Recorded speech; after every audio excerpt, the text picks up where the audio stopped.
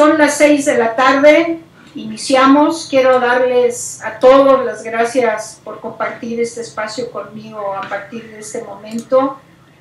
En un tweet que se nos ocurrió organizar hace 48 horas, que tiene que ver con el tema de las campañas y más, que vamos a tener ahorita 14 procesos electorales en México. Y para mí siempre la parte fuerte de una campaña es donde realmente será una campaña, y la campaña será en la tierra, ensuciándose los zapatos. Por eso justamente le he puesto a este tweetcam, levanta polvo, levantar polvo, y saquen la escoba, dice por ahí Scuba Focus, no le pongan agua a barrera, levantar polvo, así es. Bienvenido. Y bueno, pues quiero también decirles que parte de este tweetcam y lo que voy a platicar con ustedes tiene que ver con la ponencia que voy a tener el lunes en el seminario de la Universidad George Washington. Es un seminario que dura toda la semana, que es del 11 al 15 de marzo en la ciudad de Washington, en un auditorio muy bonito que tiene la Universidad George Washington. Y este seminario, pues prácticamente durante una semana tiene la presencia de consultores, de gobernadores, de expresidentes de países de Latinoamérica. De México pues estará, por ejemplo, Maloba, gobernador de Sinaloa, con quien estuve platicando ayer, que me lo encontré ahí en el restaurante de un hotel ahí en Polanco, y me estaba platicando que a él le toca el viernes 15. Va Marcelo Ebrard también a platicar sus experiencias. Va parte del equipo que estuvo asesorando a Obama. A mí me toca el lunes, el primer día del seminario, hablar de una campaña de tierra by the book, que sigo insistiendo es mi parte fuerte, donde yo siempre digo que el aire ayuda en una campaña, pero con lo que tú ganas es con la tierra. ¿Y qué significa la tierra? La tierra simple y sencillamente es esa parte que lleva el domingo a la gente a votar, que le tocó desgastarse los zapatos, ensuciarse los zapatos, tocar cada una de las puertas, convencer. ¿Por qué? Porque estamos viendo que ahora no solo basta convencer a un elector, hay que motivarlo y hay que movilizarlo también el día de la elección. Y a veces nada más nos quedamos con la preocupación de llegar y tirar un tríptico abajo de la puerta y no es suficiente. Pues bienvenida a la reina de las redes en Jalapa, L. Casti 74, que tuvimos por allá en el seminario del ITAM, y bueno, pues siempre bien activa en las redes, y pues hasta sus programas tiene y todo lo demás. Esta parte de la campaña de tierra, que es un elemento que a veces no queremos ver mucho. Hola, don Miltone, ¿cómo están? ¿Cómo va Sinaloa? Otro de los participantes en el seminario del ITAM, alumno también del diplomado de Mercadotecnia Política, bienvenido. Y bueno, pues creo que esta parte de tratar de convencer al elector cada vez es más difícil, y no solo es ir a tocar la puerta y tirar un tríptico, donde muchas veces nos enfrentamos con lo que la gente vio en la tele, en un spot, y que el spot puede ser a favor o puede ser en contra, y quizás todo el trabajo que hicimos a lo largo del día, un spot en la noche no lo desbarata. Hola Gerardo, mucho gusto, saludos a Puebla. Ahmed León también, bienvenidos, y a darle, pues échenle a la preguntada, y con mucho gusto aquí estamos. José, bienvenido, saludos a Nayarit. Por ahí vamos a estar ahora el 18 de abril en la cumbre latinoamericana de comunicación, también con una ponencia que tiene que ver con campañas ganadoras y la estrategia en las campañas ganadoras, y por allá nos veremos. Esta cumbre la está organizando Sergio Miramontes, que además le ha echado ganitas al tema de la promoción. ¿Qué hacer cuando no te abren la puerta? Que creo que ese es el gran reto. Y al final del día tú vas a tener que ver cómo le haces para que te abran la puerta, para que puedas convencer a quien te abrió la puerta. Y a veces hay que buscar formas indirectas. Por ejemplo, los lugares donde más trabajo cuesta hacer una campaña de tierra son las unidades habitacionales. Y en las unidades habitacionales es muy difícil entrar si tú vienes de fuera. La estrategia en las unidades habitacionales tiene que ser una estrategia que sale de adentro de las unidades, con gente que vive ahí, con gente que se identifique, ya sea con el partido o con el candidato, y que estas personas nos ayuden a hacer la labor de convencer, de seducir, de conquistar, y muchas veces hasta la posibilidad de tener un encuentro con el candidato y los habitantes de esas unidades habitacionales.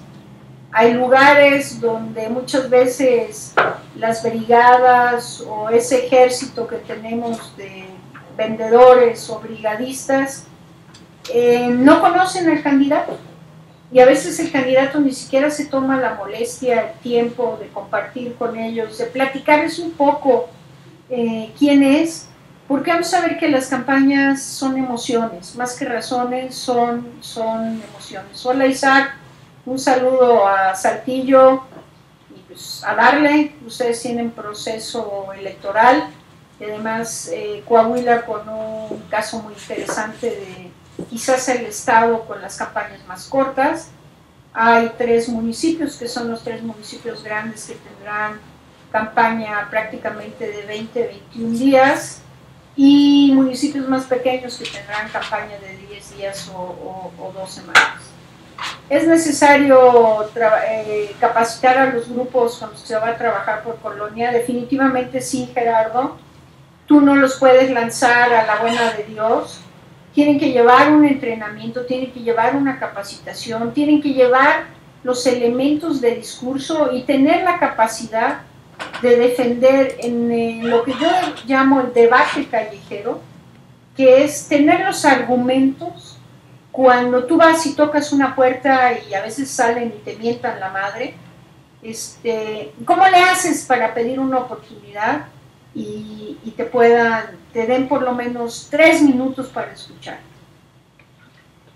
El simple hecho de que ya te escuchen, vas por buen camino. Tampoco es una garantía de que vayan a votar por ti, pero creo que el tema tiene que ver con esta parte. O sea, si las brigadas no están capacitadas, y vemos que tenemos también un tema con las brigadas cada vez de mayor fuerza, que muchos chavos lo ven como una posible solución de tener un ingreso extra o de tener una lanita el sábado, y sobre todo en los lugares donde no hay mucho trabajo y demás, prefieren entrarle, y para ellos es nada más ir y tirar abajo de la puerta un tríptico, un volante, y a veces ni siquiera eso le damos a nuestra fuerza de venta o a nuestros brigadistas o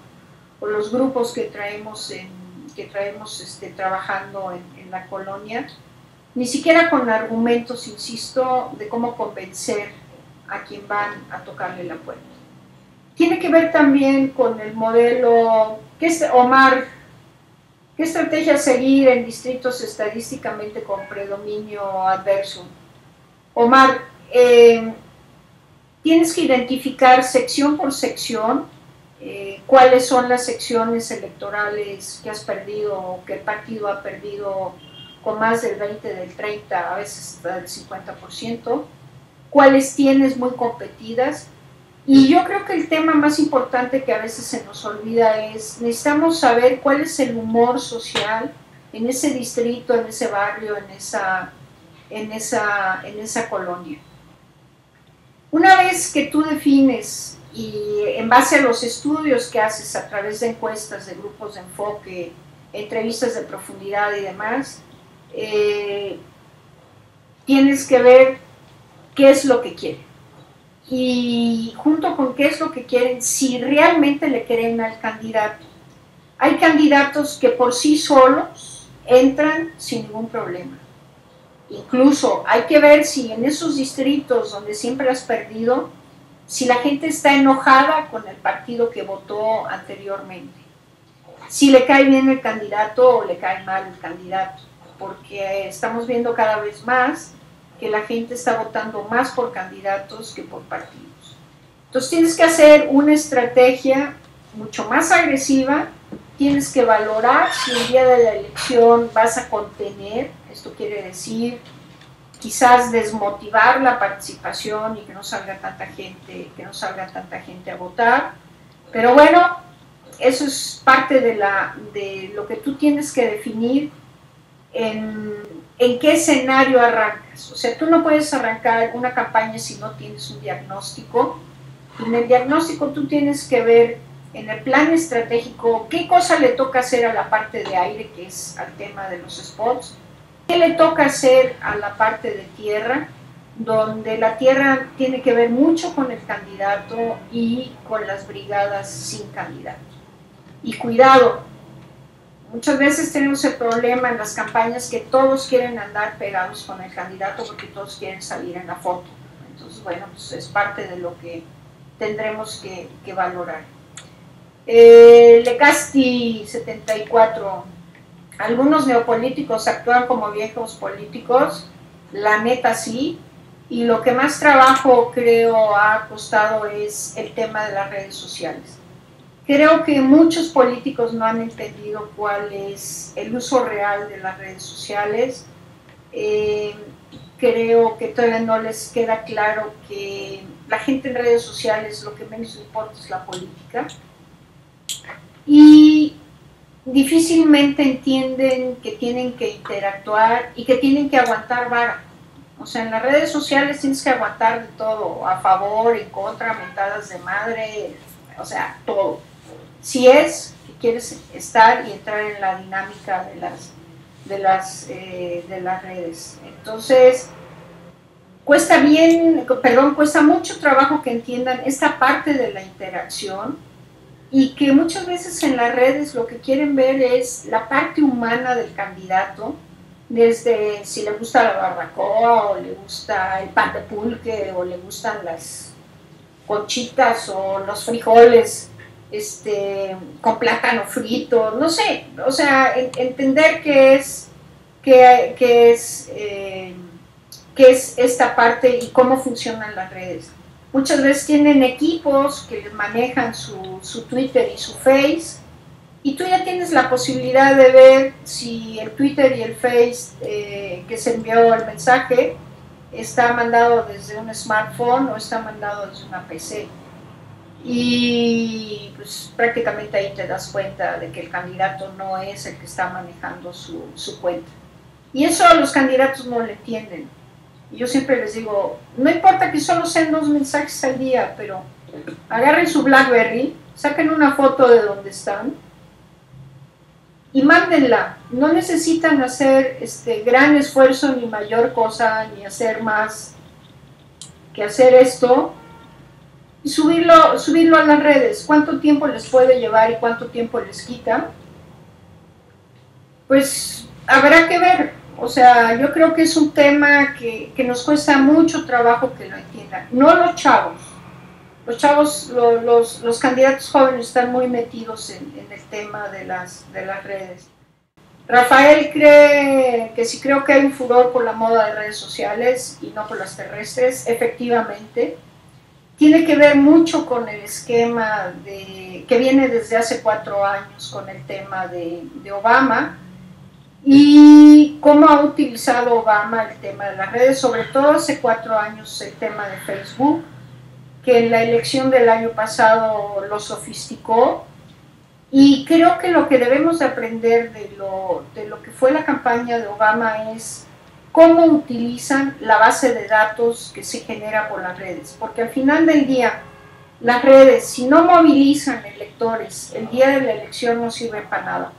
Y yo creo que ese fue uno de los éxitos de Obama, y es un modelo que queremos copiar en Latinoamérica, donde tenemos que ver también el tema de conectividad, que no se compara con lo que hay en Estados Unidos, no se compara la capacidad y la velocidad para poder viajar en internet y demás, y creemos que todo el mundo está en el Twitter y en el Facebook, y vamos a ver que somos una minoría en este país los que estamos en el Twitter y en el Face. Hay más gente en el Face que en Twitter, y hay mucho más gente con el tema de los mails en internet. Entonces, ¿cómo los usas?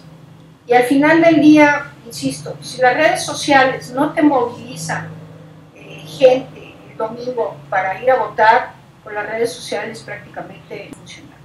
Por eso siguen siendo las redes de carne y hueso las que hacen que puedas ganar de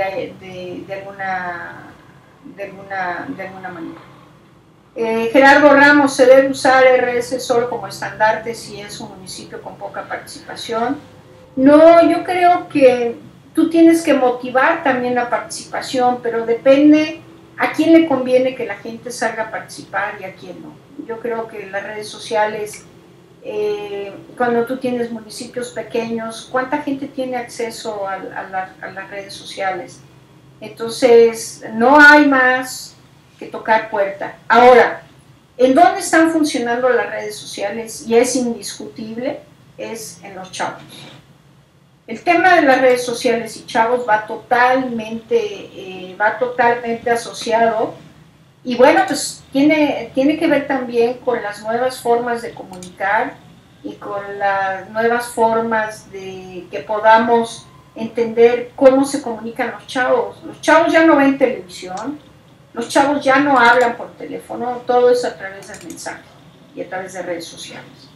Y ese cambio en la comunicación lo tenemos que entender. Gerardo, dices que la clave de Obama fue el email marketing y su campaña terrestre sacada de Facebook. Fueron muchas cosas, y el tener un poco más de $1,200 millones, pues me canso que con esa lana cualquiera gana una elección. Sí es importante lo que comentaba, la capacidad de que tú generas en las redes y generas el Face, pero que tú tengas la capacidad de la base de datos, que tú te puedas comunicar con cada uno y pedirle a cada uno qué es lo que quieres, en qué te ayude, en qué puede serte útil, en cómo puede hacer crecer las redes y convencer a más gente. El Casti, usar las redes para movilizar, definitivamente. Habrá que ver qué tanto van a funcionar en los nuevos procesos electorales y sobre todo en el tema de jóvenes. Oliver, ¿de qué manera afectará la salida del Baester en las próximas elecciones? La neta, yo creo que no va a tener efecto en cuestión electoral. Los maestros no se van a meter un balazo en la pata, los maestros van a hacer alianza con el PAN en Baja California, van a hacer alianza con el PRI, pues yo te diría que por lo menos en 5 o 6 estados, y dependiendo de con quién vayan aliados el PANAL en cada uno de los estados, pues será la chamba que hará la oposición en contra del Baester y de los maestros, y sobre todo del PANAL, y quizás en algunos lugares pues el tema de la inconsistencia con cómo van aliados con el PRI si Peña la metió al bote, ¿no? Pero pues eso habrá que resolverlo en cada uno de los estados. Hola Elisa, qué gusto. Afecta a las campañas en tierra la inseguridad, cómo proteger a las brigadas. Ese es un tema terrible, donde en muchos municipios pues, los malandros deciden quién gana, quién no gana. Hay lugares donde las brigadas simplemente no pueden entrar porque sale un cuerno de chivo o salen 20 cuernos de chivo. Hay lugares donde te dan permiso de hacer campaña 1 hora, 2 horas, te dan incluso hasta un papelito con una clave que es como tu pase para ir a tocar puertas, y hay lugares donde no puedes hacer campaña y donde no puedes entrar. Estamos teniendo cada vez más casos de lugares donde son secuestrados los brigadistas, y que eso también pues, es parte de lo que tenemos que entender, que es ya en las campañas inevitables, y hay regiones desgraciadamente en este país donde es un tema bien difícil y bien complicado, y que es de veras de admirar a los chavos y sobre todo a las mujeres que le entran al tema, no se arrugan y que quieren ir a tocar puertas y que están convencidas con el candidato o con la candidata para hacer la campaña. El Juan, ¿hasta dónde es importante escuchar a tus brigadas para tomar el pulso de la gente? Juan, es muy importante. Nada más que ahí tenemos un tema a diferencia de lo que nos dan las encuestas. Una cosa es lo que te dice la gente cuando tú vas con tu cachucha, tu camiseta, llevas todo de un color y logotipos pegados por todos lados. Y otra cosa es lo que la gente le manifiesta a un encuestador que no lleva ningún logotipo que lo identifique con ningún partido. Pero las brigadas también te dan mucho la película, y tiene que ver en dónde, porque tú a lo largo de la campaña tienes que ir organizando el día de, tienes que ir organizando cómo le vas a hacer para ganar, y ese cómo le vas a hacer tiene que ver con el domingo, el día de la elección. El día de la elección no se prepara ese domingo, se prepara con mucho tiempo, y el reporte que a ti te van dando las brigadas tiene que ver con dónde vas a ir a tocar el domingo, a quién le puedes llamar por teléfono, a dónde ni siquiera hay que irse a meter porque te odian, porque no te quieren, porque te mentaron la madre, porque te cerraron la puerta, porque te apedrearon, porque te secuestraron, porque te amenazaron. Y es una información que tú tienes que estar recabando, pero tienes que auditar y tienes que supervisar también. O sea, no solo te puedes quedar con el reporte, sino hay que darle una vueltecita a ver si es cierto y demás. José Nava, ¿qué productos son más eficientes en una campaña de tierra? Mira, en una campaña de tierra es indispensable que lleves un díptico, un tríptico, un flyer, un volante que diga quién es el candidato y qué ofrece. Mucha gente tiene ya identificadores de teléfono, y cuando en el identificador ve que no conoce el número de plano o no contesta, tú tienes que tener uniformadas tus brigadas. Eso es un elemento bien importante, es parte de la imagen, no solo es cuidar la imagen del candidato, sino tiene que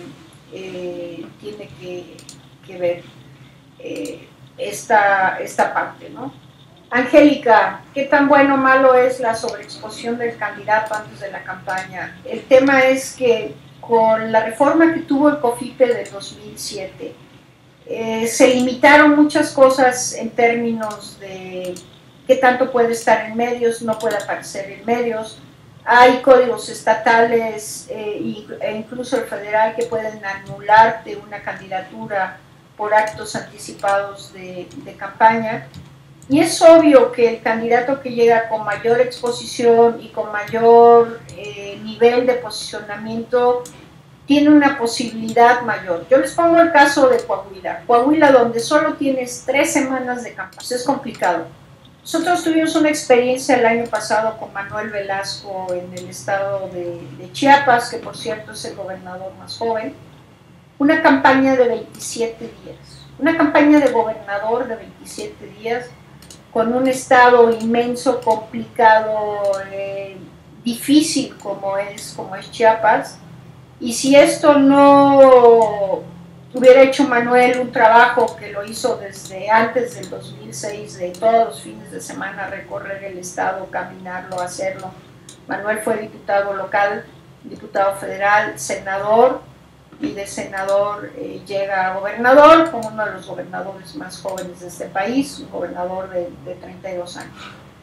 Pero el chavo le caminó, se ensució los zapatos, y todos los fines de semana, de viernes a domingo, caminó, abrazó, saludó, comió tacos, iba al mercado. Todos creen, sí te ayuda el posicionamiento de la tele, y ahora estamos viendo posicionamientos interesantes de revistas que ni siquiera existen, o que existen de manera digital, con las cuales tapizan espectaculares, pues con el rostro, la jeta y una entrevista de alguien que sueña y suspira y se quiere posicionar. Y el posicionamiento tiene que ver mucho con el tema de las encuestas. Como se están tomando muchas de las decisiones para definir quién es el candidato en base a encuestas, obviamente que el candidato que la gente conoce tiene una posibilidad de tener una mayor intención de voto. No es garantía, porque hay candidatos que los conoce mucha gente pero tienen mala opinión, y hay candidatos que los conocen poca gente, pero pocos que lo conocen tienen buena opinión. Entonces tiene más posibilidades de crecer el que conocen menos y tienen mayor opinión de él que uno que ya ha caminado, ya ha sido y ya ha hecho, ¿no? ¿Cómo publicar un evento político en redes que sea atractivo para el ciudadano? Ese es el reto, pues esa es la parte que hay que darle con todo, y depende de la creatividad de quienes estén en el tema de redes, y cómo lo haces que más gente se entere, cómo le das viralidad a la invitación. Y ese fue el gran éxito de lo que hizo Obama en su campaña del año pasado. O sea, cómo lograban generar que el mismo chavo lo retransmitieran. Y tiene que ver con la simpatía que despierte el candidato en ese segmento en las redes sociales. Gerardo, ¿cómo puedes sensibilizar al candidato a que haga tal vez lo de Velasco? Yo siempre he dicho, la campaña se gana en tierra, y mis candidatos tienen que caminar mínimo 16 horas diarias. Y eso fue lo que logramos hacer con Manuel, y quizás varios de los que me están viendo los hemos asesorado por ahí, y saben que si no caminas de 16 a 17, 18 horas diarias, con esta nueva reforma del código es complicado. Juan Altamirano, ¿cómo vacunar a tus brigadas para que no sean infiltradas? La mejor manera es el candidato cerca de las brigadas, o sea, que las brigadas hagan suyo al candidato y puedan llegar al momento de decir, todos somos el candidato. En ese momento lleguen, les ofrezcan, les den, pues a lo mejor lo toman, pero siguen identificadas y comprometidas con el candidato. Pero cuando tú tienes un candidato que ni siquiera se toma el tiempo de sentarse con sus brigadas, apapacharlos, platicarles un poco de quién es, porque a veces ni siquiera el lado humano del candidato lo conocen las brigadas, lo conocen por un video, lo conocen por un spot, o lo conocen por el tríptico que tienen que entregar, o por un elemento que cada vez se está usando más como un material de tierra, que es el periodiquito. Y obviamente pues el periodiquito, pues depende también mucho qué hagas con ese periodiquito, cómo lo entregues y cuál es su contenido y qué mensaje estás enviando.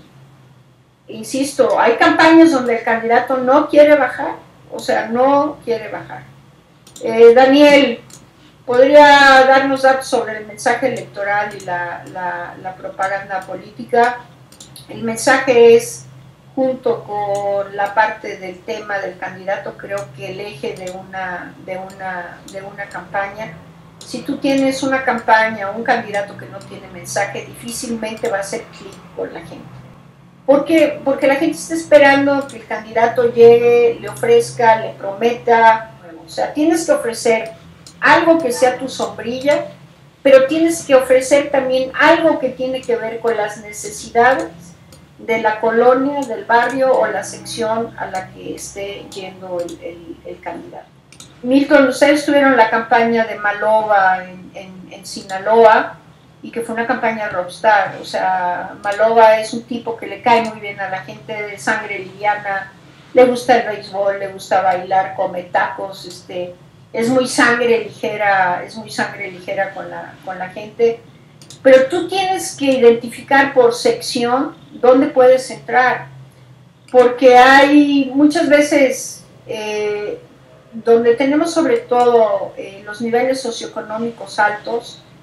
Ahí no puedes entrar con la campaña de Rockstar, o sea, ahí tienes que entrar con una campaña más enfocada, más que a la parte de las emociones, a la parte de la neurona. Entonces sí tienes que identificar en qué grupo de lectores, en qué segmento de lectores puedes entrar. Y bueno, pues para una campaña de Rockstar necesitas todo el tema de la producción de spots, y todo el tema de la producción de los propios eventos a donde se presenta el candidato. Entonces, Carlos, ¿considera que sería bueno tener un padrón abierto como en Estados Unidos? Estados Unidos es bien interesante, Carlos, porque tú para cada elección te tienes que registrar si quieres votar. Cosa que aquí no vas y te registras para votar en cada elección. Tú tienes tu credencial de elector y tú decides si votas o no votas. Y en Estados Unidos, en cada proceso electoral, tienen siempre ese reto los partidos, y hay muchas organizaciones civiles que se dedican a eso en cada proceso electoral, de ir y convencer gente para que vaya y se registre y vote. Y efectivamente, todo el mundo conoce el padrón. En México, todos los partidos, todos, absolutamente todos, tienen el padrón y el listado nominal, donde nos tienen a cada uno de nosotros con nombre, rostro y domicilio. Y además ya tienes manera de cruzarlo con los datos del censo, tienes manera de georreferenciar a cada uno de los electores, dónde vive, cómo vive, etcétera. Y si no tienes mucha lana para georreferenciar, te puedes meter a Google Maps, y desde ahí puedes marcar y delimitar tu sección electoral, y desde ahí tú te puedes dar cuenta del perfil y el tipo de gente que vive en esa sección. Entonces es todo un trabajo. Alex Gutiérrez, ¿qué pasa cuando un poblado solo pide cosas materiales a cambio de votos? Pues, ¿quieres ganar? Tampoco es garantía. Ahora ya no solo basta la despensa y el bulto de cemento y el tabique, ahora ya la gente te pide materiales, te pide un paquete completo de construcción, que incluye muchas cosas. Y yo creo que es un tema que la gente sabe que si no lo pide en campaña, difícilmente lo va a tener después. Y como que ya se volvió un círculo vicioso. Es un tema que sobre todo la mercadotecnia comercial utiliza muchísimo. No, insisto, como que se descubrió en la política, pero solo puedo decirte que la campaña de Obama, la primera campaña, la campaña en España de Zapatero, son campañas, la campaña en Italia de Berlusconi, creo que es donde fue más intenso el uso del neuromarketing.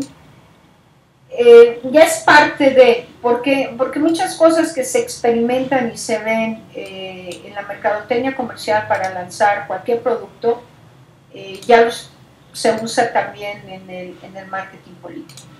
Porque el neuromarketing nos permite saber qué parte del cerebro estás pegándole, y una vez que tú identificas qué parte del cerebro has movido con ese estímulo, sabes entonces a través de el mensaje y de líneas de comunicación cómo mueves la parte emotiva. Y las campañas son emociones, las campañas no son neuronas. Y el chiste es cómo mueves esas emociones para que el domingo, el día de la elección, la gente vea el logotipo y tache. ¿Por qué? Porque en México todavía no podemos, y no sé por qué, tener boletas con la foto del candidato. Entonces seguimos votando por logotipos y no. Jesús Díaz, ¿cómo publicar un evento político? Ya lo había yo contestado.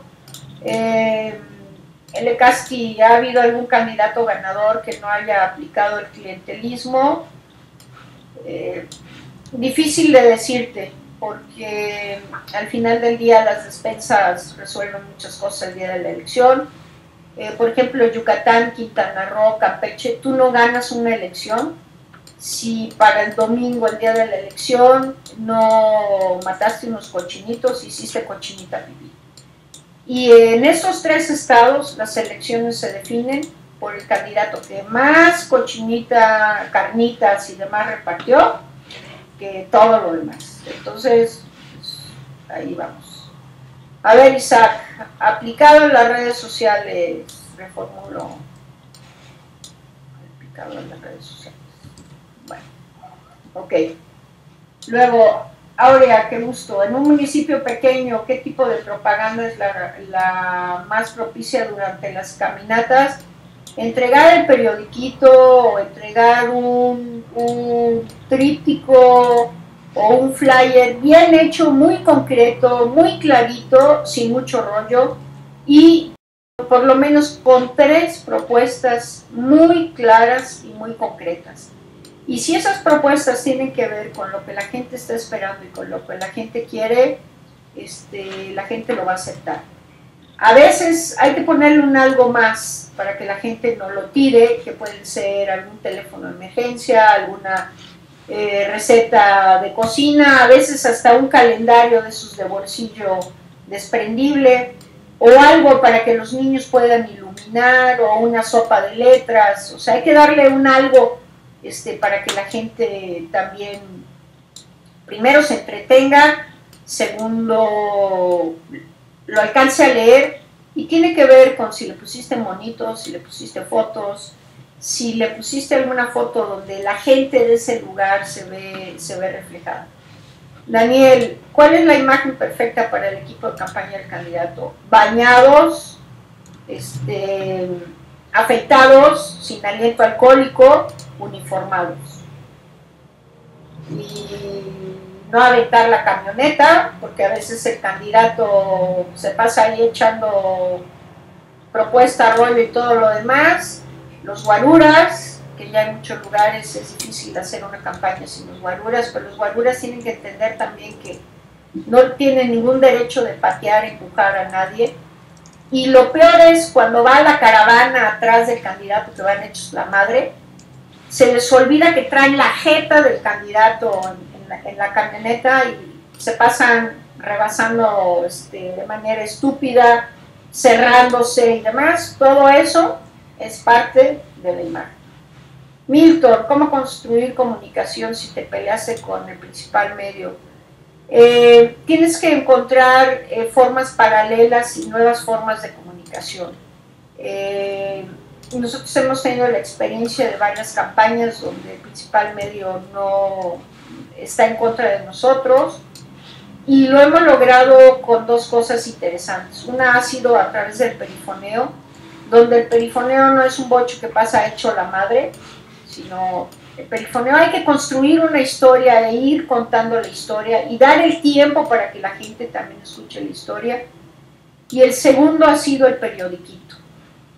Y a ti te consta lo que hicimos en Sinaloa, cuando pues, el periódico más leído en Culiacán empezó a joder al que entonces era nuestro candidato, y que hicimos un esquema bien interesante a través de las redes sociales, y lo que logramos con las redes sociales fue que el periódico cambiara y dejara de golpear y dejara ya de estar pues maltratando prácticamente al candidato. Entonces, bueno, pues, experiencias hay muchas. El tema es que normalmente el candidato, el equipo y el partido se arrugan cuando el principal medio lo tienen en contra. Y hay que dejarlo, y sabes, porque cada uno de los medios tiene su agenda. Y el medio no se pelea con el negocio. A ti te cobran, pero te cobran también por madrearte. Y creo que es un rol que los medios, sobre todo los impresos, no han querido entender, la parte de cómo están siendo desplazados por las redes. Me parece interesante, estamos ahí participando en varios, cómo lograron ahorita el tema de candidaturas de unidad, el tema de, pues ahora sí, de la operación política. Y pues si estamos viendo operación política de alto nivel desde Peña, pues te podrás imaginar cómo está y cómo sigue la operación política de ahí para abajo. Y ahora sí estamos viendo operación política, cosa que en los 2 sexenios pasados no habíamos visto. Creo que lo que sucedió la semana pasada también pues es como un estate quieto para muchos, y el que no quiere entender, pues habrá que ver. Creo que lo que pasó en la asamblea el domingo, que tampoco se le ha dado mucho vuelo, pues primero por el tema de la maestra y segundo pues por lo de Chávez, que es toda esta parte de la posibilidad de las candidaturas ciudadanas independientes, de que ya un militante, si no es él, puede ir por otro partido. Está dando margen, pero creo que la operación que se está haciendo en todos los estados, lo vimos con lo que pasó en Baja California, con el tema de cómo se resolvieron las candidaturas a gobernador y a presidente municipal. Lo estamos viendo en otros estados, y donde no se puede llegar a candidaturas de unidad, pues están yendo a las convenciones, al consejo, y bueno, pues ya sabemos cómo funciona. Pero creo que el PRI va a tener que chambear duro para este 7 de julio en los 14 estados. Creo que la dinámica de Peña va en un carril, y las dinámicas locales no necesariamente están en ese carril. Gerardo, ¿cómo trabajar una contienda interna o cómo la puedes dirigir a los militantes? Bueno, pues es lo primero que tienes que entender. En una campaña interna, ¿quién es tu elector? ¿Quién va a decidir la elección? Porque muchas veces nos preocupa en una campaña interna hacer una campaña abierta hacia sociedad civil. La sociedad civil no vota en los procesos internos. Si en tu proceso interno votan militantes, adherentes, simpatizantes, para allá te tienes que enfocar. No puedes perder el tiempo en hacer una campaña abierta de gente que el día de la elección interna no va a votar. Si tú tienes un tema de delegados, pues tienes que saber quiénes son los delegados, ver cómo los convences, etc. Y ahí muchos se han perdido, muchos candidatos se han perdido al no entender quién es el público que va a votar. Y con ese es con el que te tienes que poner a chambear. Milton, perifoneo por sección sirve para posicionar en interna, por encuesta, a veces sí. Al final del día lo que tú buscas es que la gente te tenga acá en la mente para cuando llegue el encuestador y presente la lista de nombres, pues el primer nombre que mencione sea el tuyo. Y normalmente es del que oyó hasta el último, es el primero que se va a acordar. Entonces, bueno, depende también qué cuentas en el perifoneo, insisto. Entonces, bueno, Chava Zorrilla, ¿cómo lidiar con las críticas que desacreditan al candidato cuando son mentiras? Pues es un tema que cada vez lo vemos más en las campañas, que es la famosa campaña negra o la campaña sucia, donde siempre pega, y también hay que ver dónde pegó y cómo la respondes. Si es mentira o si lleva una dosis de verdad, y qué tanto impacto tiene en la gente. Cuando tú tienes Campañas muy cerradas tienen un efecto. Yo les puedo decir la experiencia que tuvimos el año pasado en la campaña de Peña. Cuando saca el PAN el spot de que no cumplió, fue un spot que pegó, donde curiosamente no benefició al PAN, sino benefició a Andrés Manuel, pero que tú también tienes que estar a las vivas y midiendo. Y es siempre, yo siempre digo que es más fácil hacer una campaña negativa porque es más fácil descalificar al del frente, que es mucho el modelo gringo de hacer campaña, a hacer una campaña donde vas con atributos. Ahora, tú también tienes que ver cómo arranca en la campaña. ¿Tú eres el que va arriba? ¿Eres el que va abajo? ¿O eres el que está en medio? Si tú eres el que va arriba y el que arranca arriba en las encuestas, tú no puedes arrancar dando madrazos y golpes por todos lados. O sea, tú tienes que ser el candidato de la propuesta. Si tú vas abajo, tienes que soltar madrazos y subirte al ring y echar lodo y todo lo que sea para subir y crecer. Y bueno, pues así es esto. Y tienes que ver también cómo son los tiempos. Entonces, pues bueno.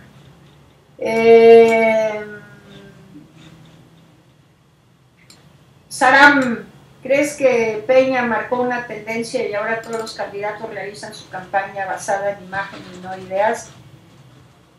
Mira, yo creo que no es un tema nada más de Peña, es un tema que estamos viendo no solo en México, sino en muchas partes del mundo, donde importa más la forma que el contenido, la forma que el fondo. Siempre una imagen y un candidato con imagen es mucho más vendible que un candidato o una candidata que no tienen imagen. Y esto es algo que curiosamente lo vamos viendo con los grupos de enfoque. Y los grupos de enfoque justamente te van dando esta parte. Si es suficiente la imagen, o si a la imagen hay que meterle contenido, o si hay que reforzar la parte de tierra, si tienes que salir con una oferta mucho más agresiva, mucho más creíble, mucho más comprometida y concreta, pero la imagen cuenta mucho en una campaña. E insisto, dado que el candidato cada vez tiene un peso mayor, esta parte tiene que ver. Y yo te diría, ¿qué pasó con Josefina el año pasado? 4 veces a lo largo de la campaña le cambiaron la imagen. Entonces, bueno, tienes tus costos también cuando no tienes ahí una consistencia y eres constante. Entonces, bueno. Milton, ¿cuáles son los pasos a seguir cuando hay escándalo? Bueno, primero tener la cabeza fría. Tú en un escándalo no puedes reaccionar con el hígado, no puedes reaccionar con el estómago, tienes que reaccionar con la cabeza fría. Y el escándalo a veces lo puedes convertir a tu favor, entonces pues hay que ver qué tipo de escándalo tienes. Santiago, ¿qué tan eficientes son los mensajes de texto? Yo te diría, en el tema de los chavos funcionan, pero no a todos los chavos les gusta que les llegue un mensaje político a su celular. Entonces pues también es parte de lo que tenemos que ver. Este tema de los mensajes fue un tema que se usó mucho en España cuando fue el bombazo ese antes de este bombazo de Atocha, que fue antes de la elección de Aznar con Zapatero. Si no ha sido por este tema de los mensajes de celular entre los jóvenes y demás, yo creo que Aznar se hubiera reelegido, pero pues, no existen. Sí creo que tienen un peso, y tienen un peso sobre todo para motivar o desmotivar. Entonces pues ahí habrá que ver. Isaac, ¿cuál considera el nuevo prototipo y perfil de un candidato a gobernador? Yo te diría alguien que haga clic con la gente, que se ponga en los zapatos de la gente y que la gente lo sienta, que realmente está puesto en sus zapatos, y no solo está fingiendo o lo único que quiere es ganar, conseguir votos y ya está. Esta parte de la química es un elemento también que la gente percibe y a la gente le hace clic, y no siempre te hace clic por la tele. Normalmente el clic te hace en la parte del contacto directo. Muchas veces convences más a la gente cuando llegan, la saludas, la tocas, la apapachas, le das, hablas 2 minutos y la miras a los ojos, cuando te ven en la tele.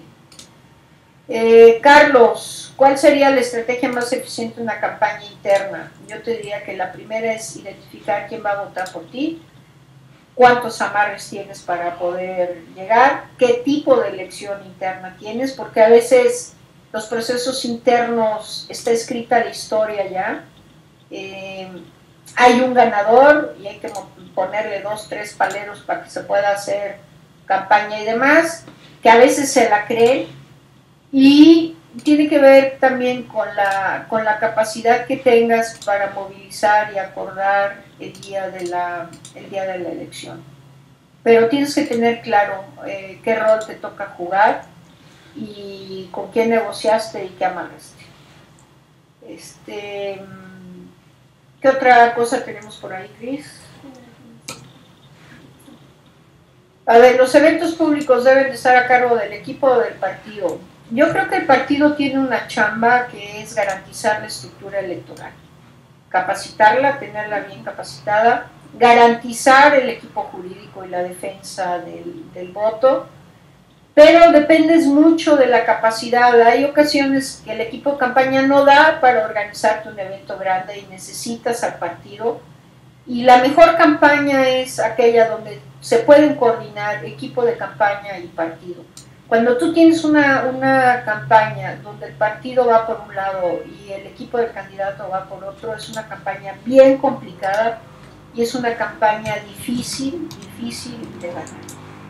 Entonces, yo creo que lo que deberíamos de tratar es planchar, porque muchas veces la operación política después de la selección del candidato, de un proceso interno, no se logra hacer, y no logras convencer y no logras amarrar, y entonces vienen las saboteadas muchas veces de los eventos por la gente que no incluiste, que era de otro candidato o que era de otro grupo o que era de otro equipo. Milton, con estrategia puede cambiarse el proceso interno. Sí, lo hemos hecho muchas veces y hay muchos casos.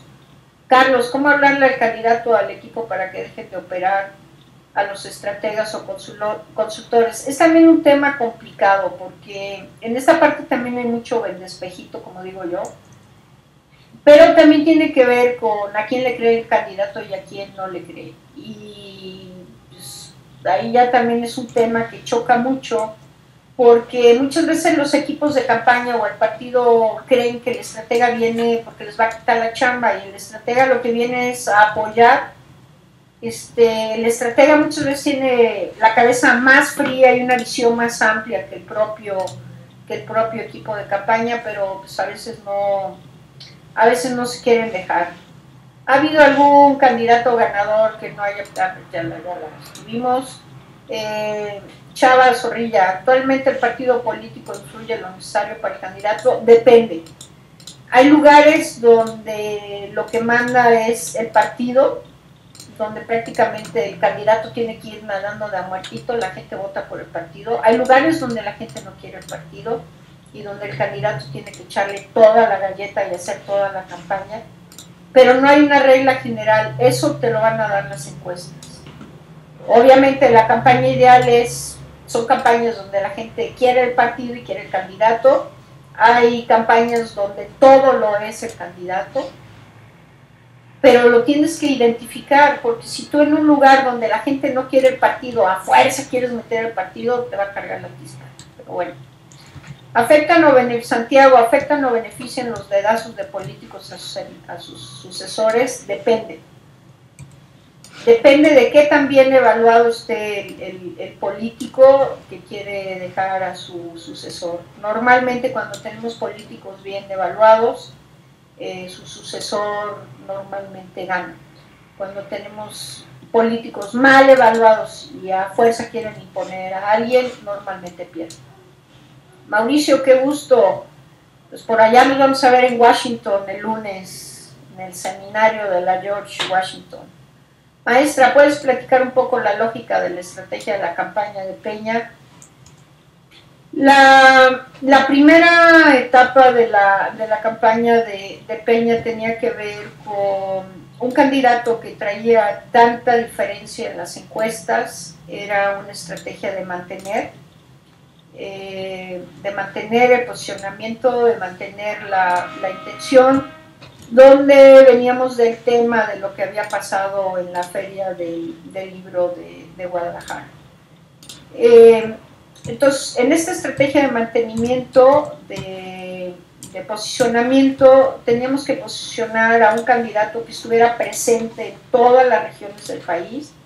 Por eso ustedes se acuerdan que salió la primera etapa de spots donde Peña caminaba por todos los estados del país. La idea era que la gente viera y dijera, pues aquí está el candidato, este es mi lugar, esto es aquí mi municipio, estos somos nosotros, y es un candidato cercano. El tema que vimos después en los focus era que a la gente no le gustaba verlo a él solo, lo querían ver con gente. Y el segundo momento era la parte del primer debate. El primer debate nosotros sabíamos que marcaba muchas cosas y que a Peña le tenía que ir bien en el debate. En el debate le fue bien, pero todos recordamos al final del día quién se llevó la nota del debate, y la nota del debate pues, fue la de Can. Pero el debate sirvió para muchas cosas para nuestro candidato. Y bueno, pues de ahí se fue desenvolviendo el tema de cómo contrarrestar ya en la segunda etapa la campaña del ban del no cumple. ¿Por qué? Porque veíamos en los focus que el atributo que más le reconocían era la parte de que era un gobernador que cumplió sus compromisos. Entonces, bueno, pues ahí estuvo. Y yo sigo insistiendo, a mí siempre me han gustado más las campañas ganadoras que las campañas exitosas, y hasta hoy lo sigo diciendo, y es parte de lo que voy a presentar y comentar el lunes en Washington. Andrés Manuel tuvo una campaña exitosa. Andrés Manuel venía con negativos muy fuertes y muy abajo. Él es el que arrancó en tercer lugar, y bueno, pues alcanzó a reclutar y llegar a sus 34 puntos con 15 millones de votos, que son tiznadal de votos. Pero bueno, ya me quedé aquí. Daniel, ¿qué tanto influye la esposa y los hijos en la campaña?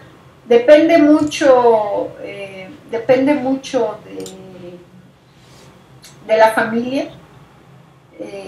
¿Qué tanto les gusta que esté el candidato o la candidata metida en una campaña y en la política?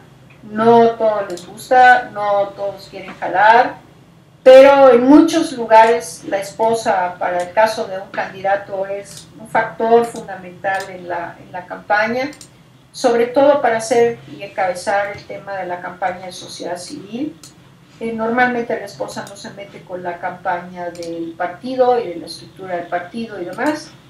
Y depende, y de los chavos también, o sea, depende de qué tanto se involucran los chavos. Si están en México, muchos de los hijos están estudiando fuera, entonces pues vienen un fin de semana o dos y no alcanzan a ver. BPM, muchas gracias, estamos aquí dándole. ¿Casado o soltero? Pues depende. Fox, pues no estaba ni divorciado ni nada, pero se manejó como el solterón. En el 2000 le fue bien. Andrés se manejó en la campaña del 2006 en la Ciudad de México como el viudo, ya casado para esa campaña, vuelto a casar en la campaña del 12. Depende mucho del lugar. Hay lugares donde el tema de la familia no es un tema tan importante. Hay lugares donde es parte importante y hay que casar al candidato cuando tenemos candidatos solteros. Si un candidato tiene más de 35 años, Alan, y es soltero, legalmente afecta mucho, depende del lugar. ¿Qué pasa normalmente con un candidato que va ya arriba de los 30 años y no se ha casado? Pues si no le conocen una novia, pues es joto.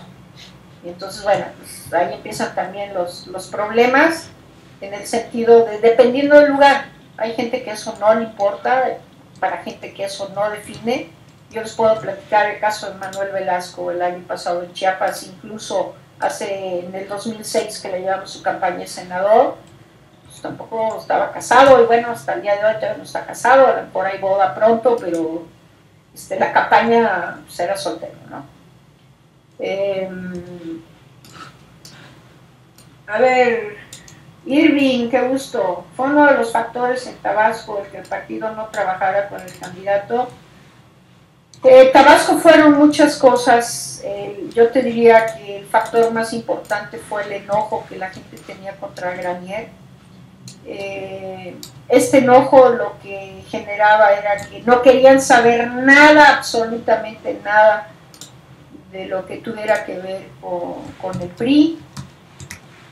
Y esto se trasladó no solo a la campaña de gobernador, sino yo te diría prácticamente a todas las campañas de los candidatos a PRI. Tú lo viviste. Y tampoco podemos negar la fuerza y el peso que Andrés Manuel tenía en Tabasco, siendo su tierra, cosa que no tenía Peña en el caso de Tabasco. Entonces yo creo que fueron un montón de factores. Otro factor importante es el tema de la operación política. Tenías a un líder de la CNOP, el líder de la CNOP, jugando en contra y madreando todo el proceso.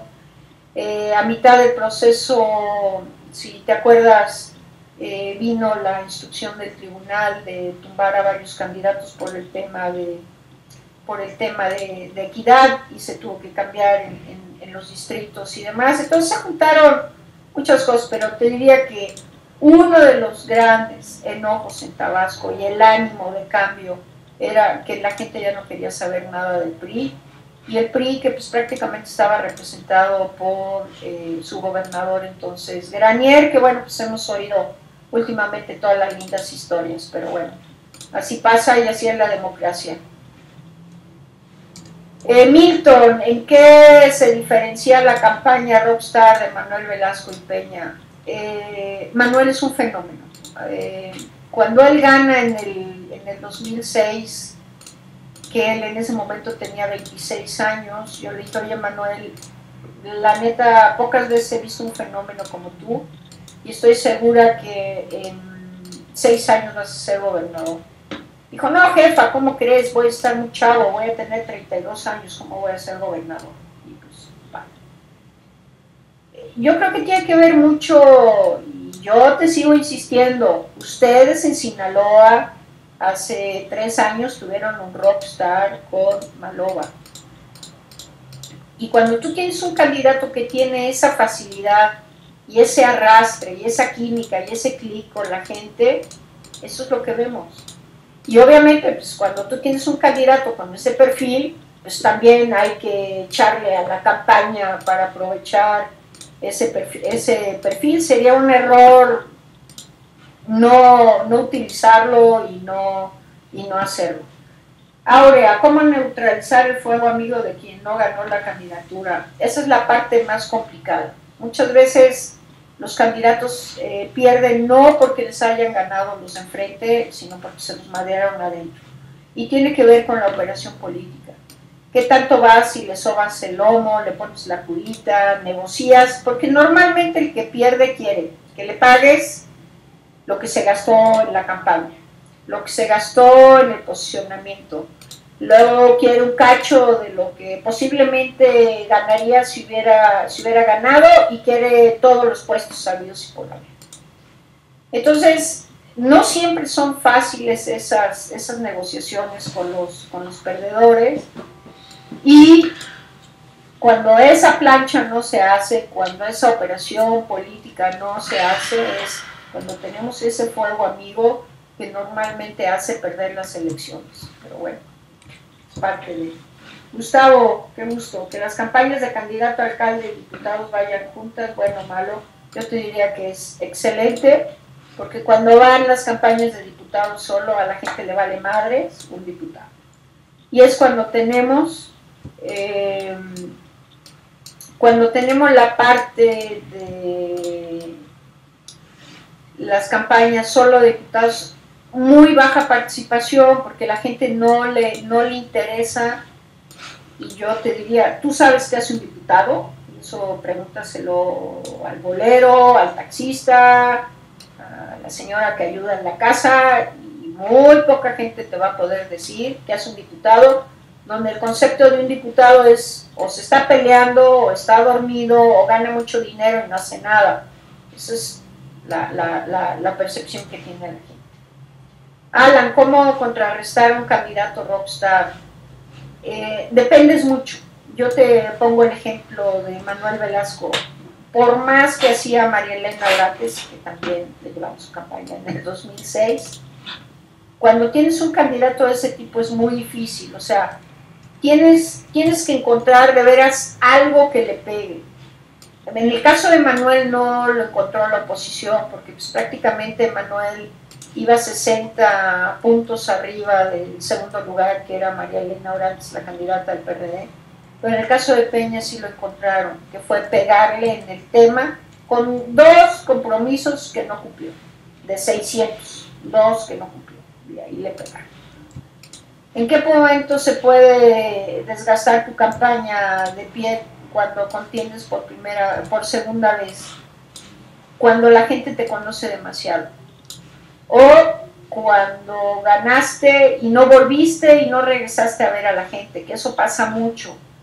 Se les olvida que dentro de 3 años quieren otro puesto y otra elección, y se les olvidó regresar con la gente. Y normalmente el tema tiene que ver con lo que ofreciste en la primera vez que no cumpliste, a la gente no se le olvida. Entonces, pues ahí hay que tener cuidado. Alan, ¿consideras que Facebook es una buena área para hacer campaña a comparación de Twitter? Bueno, en México más gente tiene Facebook que Twitter, pero vuelvo a lo mismo, depende de cómo lo uses y qué hagas. O sea, si tú nada más estás reportando tus eventos políticos y echándote tu rollo y todo lo demás, difícilmente vas a jalar. Tienes que mostrar tu lado humano. Pues te gusta ver una película, te gusta ir al cine, te gusta el fútbol, como digo yo, te metes a la cocina y haces una ensalada, o sea, cuáles son los aderezos de la ensalada que haces y demás. Y bueno, pues depende también en qué lugar estés, y esto también te lo dan las encuestas.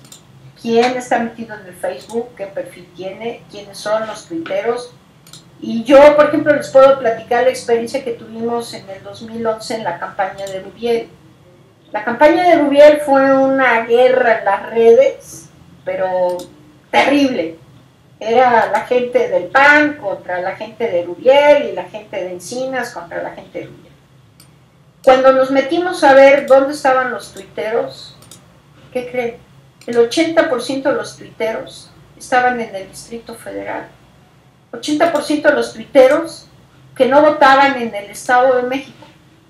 Entonces, bueno, pues tú tienes que darle ahí también el peso y lo que juega. Entonces, bueno, Gerardo, ¿qué tan mal es que otros candidatos se cuelguen de otro? Pues depende. Si yo tengo, que ha pasado mucho con el PRD, ¿cuántos candidatos se colgaron de Cuauhtémoc Cárdenas en el 97 y nadie sabía quiénes eran y creían que el candidato era Cárdenas y ganaron? ¿Cuántos se colgaron de Fox?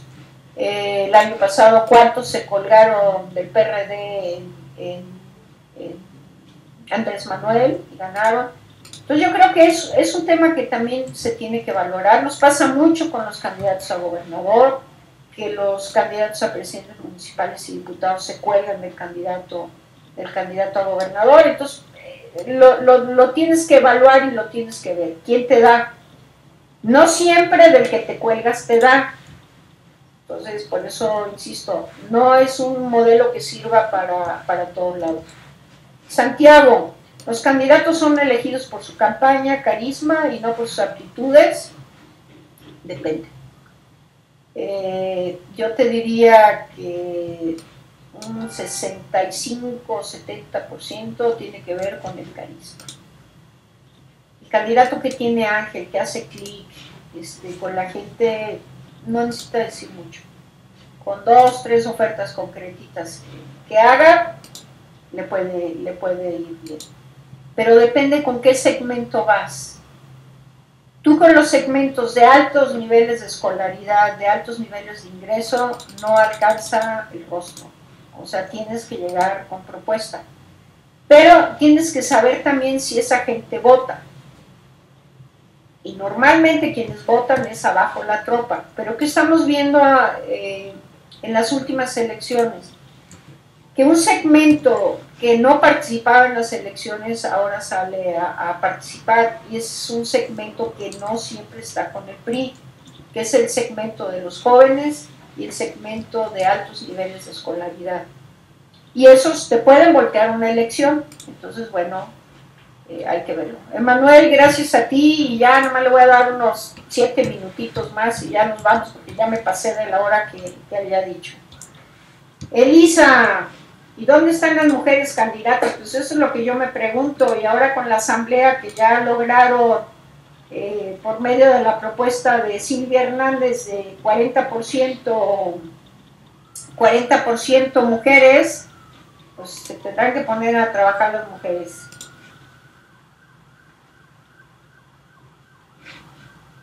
Recomiéndeme un libro básico de marketing político. Maestra, ¿subirá el video o audio de este tweetcam? Sí, sí lo voy a subir.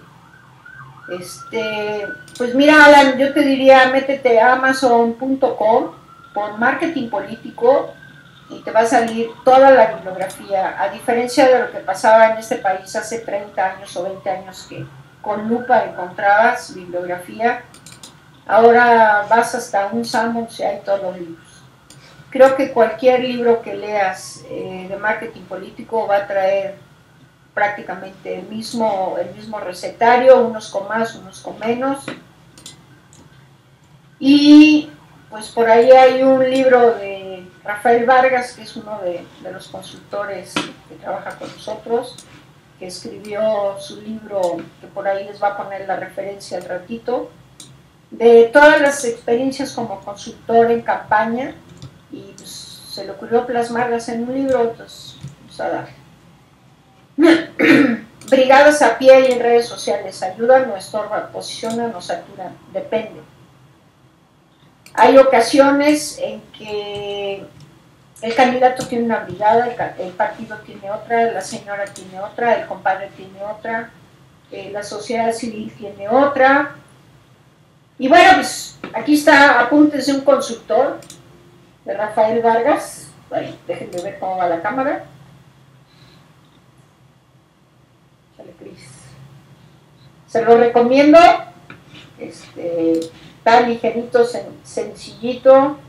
Y bueno, pues Rafa habla ahí de cosas que vale la pena. Y ahí se va a tener que mochar por el comercial, pero bueno.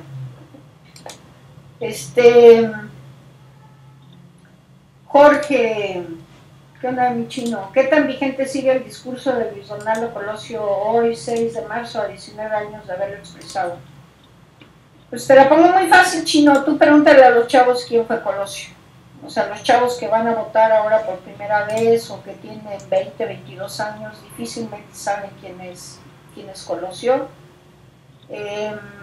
Yo creo que para los que lo conocieron y oyen su discurso, yo creo que sí se les enchina la piel, pero la neta yo creo que a los chavos no les va a decir, no les va a decir mucho. Alan, Sinaloa, ya se aprobó la reforma 4060, sí, esto lo aprobó la asamblea también el domingo.